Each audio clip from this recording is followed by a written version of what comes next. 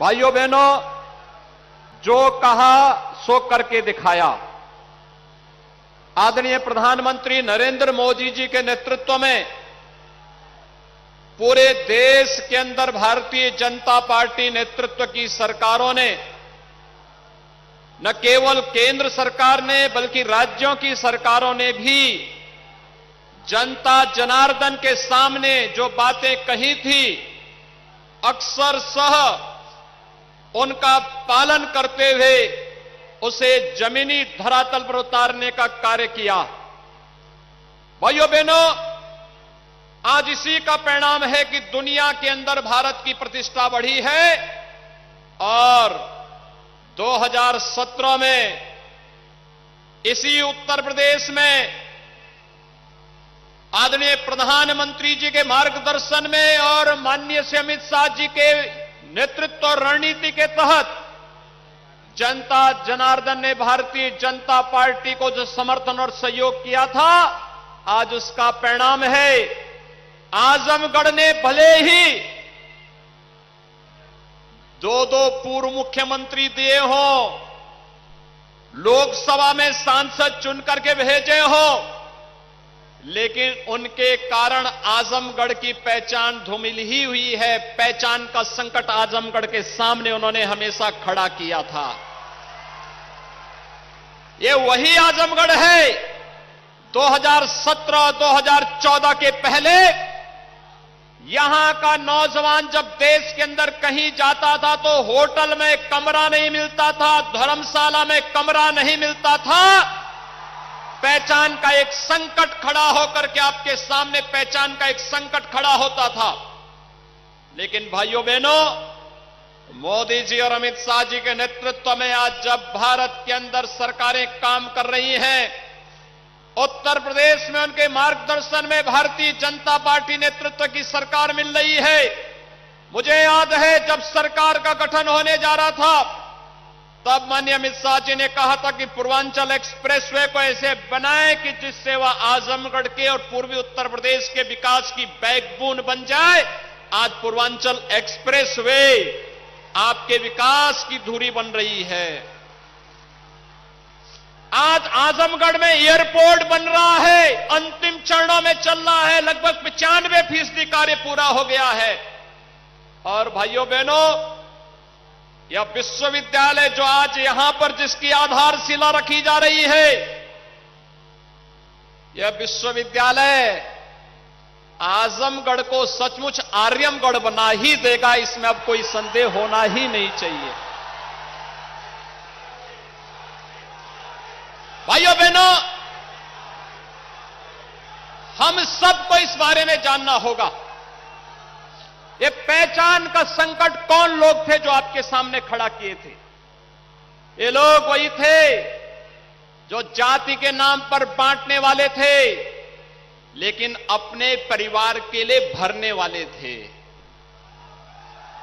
इन्होंने अपने परिवार और अपने खानदान के बाहर कहीं नहीं झांका।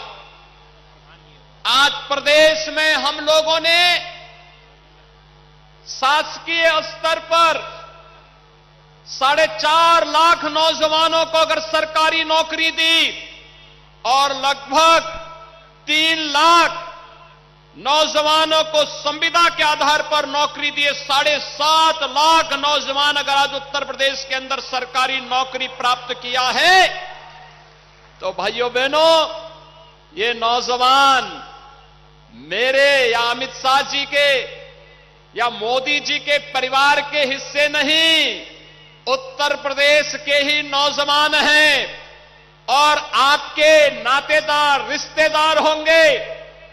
लेकिन भाइयों बहनों, हमें प्रसन्नता इस बात की होती है कि चलिए हमारे इस बृहद परिवार का कोई सदस्य तो कहीं ना कहीं सरकारी नौकरी पाया तो।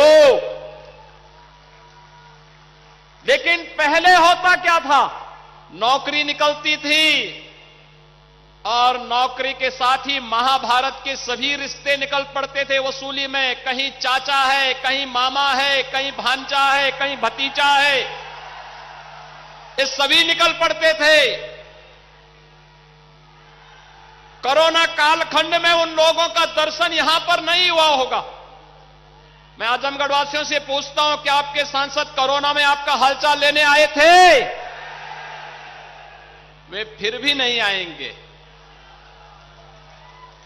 चुनाव की सुगबगाहट होती है तो ये लोग भी कभी कभी आपके बीच में आएंगे, फिर गुमराह करके चले जाएंगे। भारतीय जनता पार्टी ने जो कहा था सो करके दिखाया है और भाइयों बहनों आज यही कहने के लिए हम लोग आपके बीच में आए हैं कि मेरे लिए तो हार्दिक प्रसन्नता की बात है, क्योंकि आजमगढ़ हम लोगों के कार्य क्षेत्र का एक हिस्सा रहा है। आप याद करिए 2007 में यही आजमगढ़ में मुझ पर हमला हुआ था और तब मैं यहां पर आया था। तब हम लोग आए थे यहां पर, उस समय सिबली नेशनल कॉलेज में अजीत राय की इसलिए हत्या हो जाती थी क्योंकि वह अखिल भारतीय विद्यार्थी परिषद का कार्यकर्ता था और उसने वंदे मातरम के लिए कहा था कि वंदे मातरम का गायन गणतंत्र दिवस पे होना चाहिए। लेकिन भाइयों बहनों, कॉलेज परिसर में ही प्रिंसिपल कार्यालय के पास ही उनकी हत्या हो जाती है और 1 महीने तक एफआईआर तक दर्ज नहीं होती थी। आज क्या किसी की हिम्मत है कि इस ढंग से कोई सरेआम हत्या कर ले? आज कोई गुंडा किसी राह चलती हुई बेटी और बहन को छेड़ने का दुस्साहस कर पाएगा? अगर कोई करेगा तो उसे मालूम है कि दुर्योधन और दुशासन के क्या हाल हुए थे। और भाइयों बहनों, आज यही हम सब कहने के लिए आए हैं। विकास का हो, सुरक्षा का हो, गरीब कल्याण का हो, कोरोना कालखंड में कितना अभूतपूर्व कार्य प्रधानमंत्री मोदी जी के नेतृत्व में इस देश ने किया। सर्वाधिक प्रवासी कामगार और श्रमिक आजमगढ़ जनपद में भी आने वाले हैं। वे सभी यहां पर आए थे। 1 लाख से अधिक संख्या आपके लिए आपके जनपद में आई थी, लेकिन उन सबको सुरक्षित घरों तक पहुंचाना, भारतीय रेल ने फ्री में उनको यहां पर पहुंचाने की व्यवस्था करना, उत्तर प्रदेश परिवहन निगम से उन्हें पहुंचाने की व्यवस्था करना, उनकी फ्री में जांच, सभी लोगों के लिए फ्री में उपचार, फ्री में राशन की व्यवस्था, फ्री में टेस्ट। और भाइयों बहनों, जो खाद्यान्न पिछली सरकारों में ब्लैक हो जाता था, बांग्लादेश पहुंच जाता था, वह खाद्यान्न घर घर तक, हर व्यक्ति तक पहुंचाने का कार्य हुआ। प्रधानमंत्री मोदी जी ने 2020 में 7 महीने तक, 2021 में 8 महीने तक फ्री में खाद्यान्न दिया। और खाद्यान्न ही नहीं दिया भाइयों बहनों, फ्री में वैक्सीन, मुफ्त में वैक्सीन। कितने लोगों ने वैक्सीन लगाया है? जिन लोगों ने नहीं लगाया, वैक्सीन जल्दी लगा लें। और आपके आसपास नजदीक का कोई भी व्यक्ति बचा है, उसको भी ये फ्री में वैक्सीन लगा करके कोरोना महामारी को सदैव के लिए बोतल में जिन्न की तरह भरने का काम कर दीजिए, जिससे सामान्य जीवन, नागरिक के जीवन और उसकी जीविका को बचाने के लिए प्रधानमंत्री मोदी जी के नेतृत्व में जो कार्य चल रहा है, उस कार्य को हम तेजी के साथ आगे बढ़ा करके एक भारत श्रेष्ठ भारत की परिकल्पना को और भी तेजी ढंग से आगे बढ़ा सकेंगे। और इसीलिए सरकार ने तय किया है भाइयों बहनों कि मई से लेकर के होली तक, यानी होली से लेकर दीपावली तक फ्री में राशन प्रधानमंत्री मोदी जी ने उत्तर प्रदेश के 15 करोड़ लोगों को दिया, देश के अंदर 80 करोड़ लोगों को दिया। और सरकार ने तय किया है कि दीपावली से के होली तक उत्तर प्रदेश के इन 15 करोड़ लोगों को हम फ्री में राशन उपलब्ध करवाने का कार्य करेंगे। 15 करोड़ लोगों में अंत्योदय परिवार वालों को, अंत्योदय कार्ड धारक को 35 किलो खाद्यान्न, खाद्यान्न का मतलब गेहूं और चावल, 1 किलो दाल, 1 किलो खाद्य तेल, 1 किलो चीनी और 1 किलो नमक भी उनको मिलेगी। दिसंबर के प्रथम सप्ताह में यह मिलना प्रारंभ हो जाएगा। पात्र गृहस्थी परिवारों को प्रति यूनिट यानी हर यूनिट पे 5 किलो खाद्यान्न, अगर किसी परिवार में 9 लोग हैं तो उनको 45 किलो, 7 लोग हैं तो 35 किलो, 5 लोग हैं तो 25 किलो खाद्यान्न मिलेगा। 1 किलो दाल, 1 किलो खाद्य तेल, 1 किलो नमक उस परिवार को भी होली तक प्राप्त होगा। भाइयों बहनों, प्रधानमंत्री अन्न योजना को होली तक बढ़ाने के लिए आप सबको बधाई। हर एक गरीब के जीवन को बचाने का एक कार्यक्रम आगे बढ़ेगा।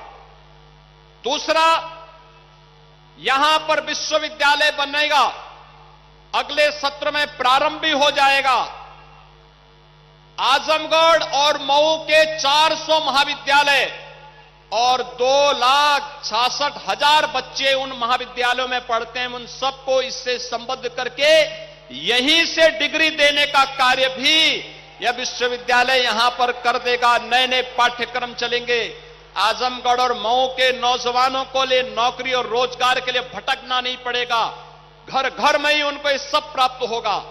और भाइयों बहनों, अपने नौजवानों के लिए सरकार स्मार्टफोन और टैबलेट लेकर के आ रही है। आप देखना, स्मार्ट नौजवान बनेगा यूपी का।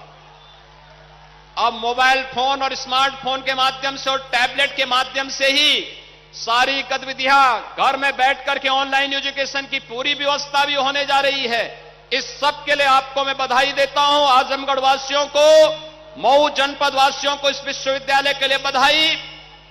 माननीय गृह मंत्री जी का आभार और हृदय से स्वागत और अभिनंदन करता हूं। माननीय धर्मेंद्र प्रधान जी का स्वागत और अभिनंदन करता हूं कि उन्होंने आज यहां पर यहां के आजमगढ़ वासियों के लिए समय देकर के इस विश्वविद्यालय की आधारशिला करने के लिए स्वयं माननीय गृह मंत्री जी स्वयं यहां पर पधारे हैं। आप सबकी ओर से मैं एक बार फिर से उनका हृदय से स्वागत और अभिनंदन करते हुए वाणी को देता विराम।